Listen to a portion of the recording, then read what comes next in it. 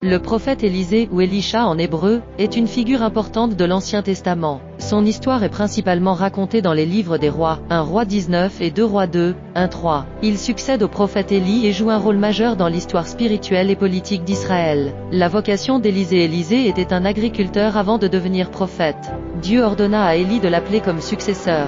Élie trouva Élisée en train de labourer un champ avec 12 paires de bœufs. Élie jeta son manteau sur lui, un symbole du transfert de l'Élisée laissa tout derrière lui pour suivre Élie. La montée d'Élisée comme prophète après qu'Élie fut enlevé au ciel dans un char de feu, 2 Rois 2, 1-2. Élisée reçut une double portion de l'esprit prophétique d'Élie. Il utilisa le manteau d'Élie pour séparer les eaux du Jourdain, montrant qu'il avait hérité du pouvoir de son mentor. Les miracles d'Élisée. Élisée est connu pour de nombreux miracles qui montrent la puissance de Dieu à travers lui. Purification des eaux de Jéricho, il jeta du sel dans une source d'eau pour la rendre saine, 2 Rois 2. Multiplication de l'huile pour la veuve, une veuve sur le point de perdre ses enfants à cause de dettes reçues de l'huile multipliée. Résurrection du fils de la Sunamite, Élisée ressuscita l'enfant d'une femme qu'il. Guérison de Naaman, un général syrien, Naaman, fut guéri de la lèpre après s'être lavé dans le Jourdain sur elle. Flottement de la hache, Élisée fit flotter une hache en fer tombée dans l'eau. Le rôle d'Élisée dans les affaires politiques. Élisée joua également un rôle de conseiller pour les rois d'Israël. Il aida Israël dans ses conflits avec ses ennemis, notamment les Syriens.